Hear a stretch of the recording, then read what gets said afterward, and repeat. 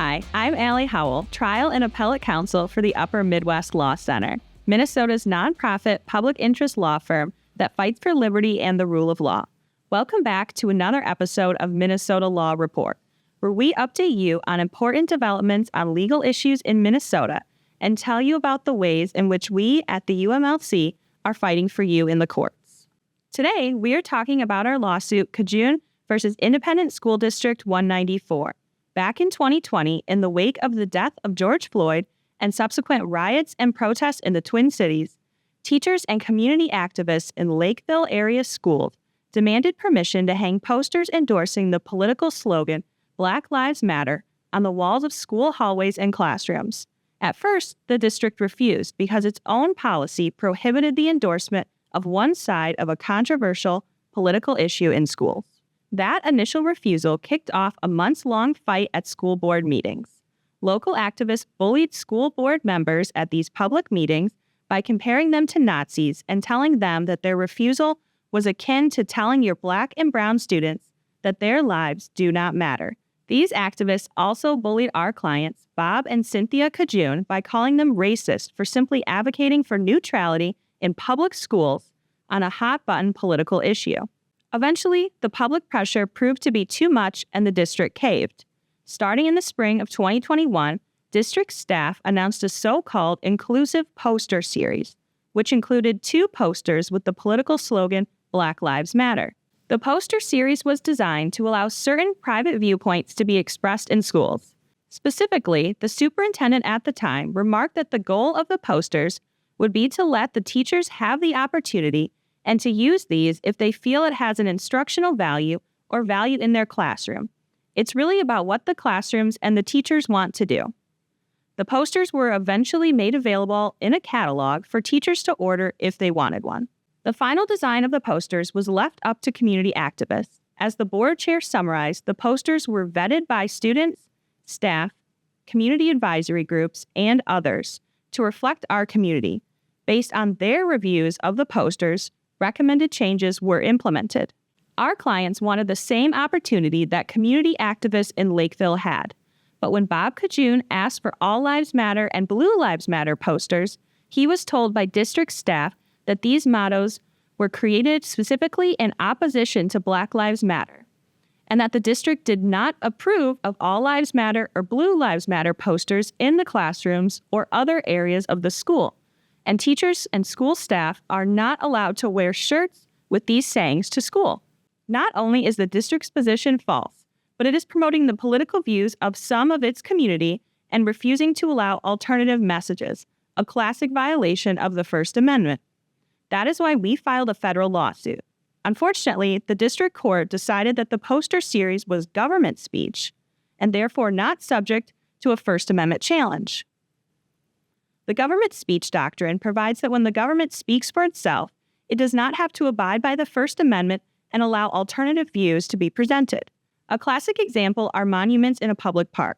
In Pleasant Grove City versus Summum, the Supreme Court held that the park was allowed to keep some religious monuments out. The reason was that permanent monuments displayed on public property typically represent the government speaking for itself. So the government could choose which messages to endorse. But the government speech doctrine is not limitless. In fact, the Supreme Court has explained that it is a doctrine susceptible to dangerous misuse.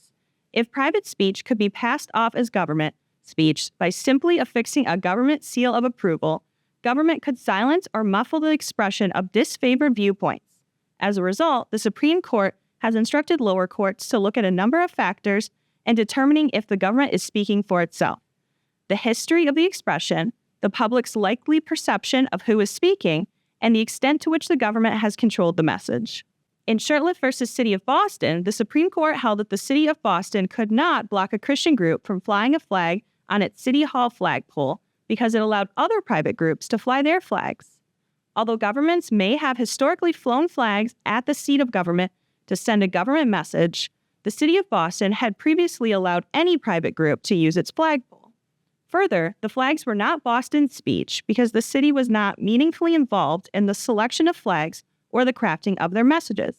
And if some private groups were allowed to fly flags, a Christian group could not be denied permission on the basis of its viewpoint. Last week, we made a similar argument on appeal before the 8th Circuit Court of Appeals. The poster series was requested by and vetted by private individuals, so it is not government speech, even when hung in a school.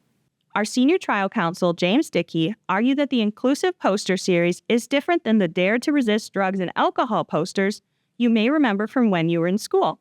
As he explained, although school districts have historically had some messages in their hallways, more important is what Lakeville did prior to allowing these particular posters. The district previously said none of that is going to happen here. The judges had many difficult questions for the district attorneys. After the district attempted to characterize the poster series as the district's decision to communicate a message of support, Judge Raymond Grunder asked if the district did so after rejecting, for I think a fairly significant period of time, this request. Similarly, Judge L. Stephen Graz remarked that, I think this is a very challenging case. I see some arguments on both sides. He then noted that the Supreme Court has advised great caution before extending our government speech precedents. Judge Graz asked if there were any cases where the Supreme Court has upheld an ideological or political message as government speech. Counsel for the district acknowledged that the Supreme Court has not addressed that question. Judge Graz then asked, could the school put up a poster that said, "Make America Great Again," or "We Stand with the Free Palestine Movement"? Counsel for the district claimed that there was no First Amendment restrictions on these types of overt political posters being claimed as a school district speech. We look forward to receiving a decision from the 8th Circuit in the coming months and hope to continue this important case. We stand committed to defending the First Amendment and will not tolerate government policies that intentionally silence alternative viewpoints. That's it for this week on Minnesota Law Report. You can learn more about the Upper Midwest Law Center by visiting umlc.org.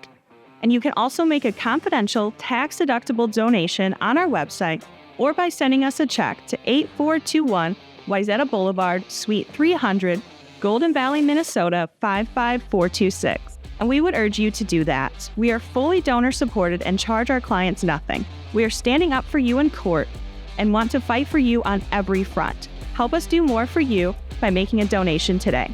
Thank you, and we'll see you next week.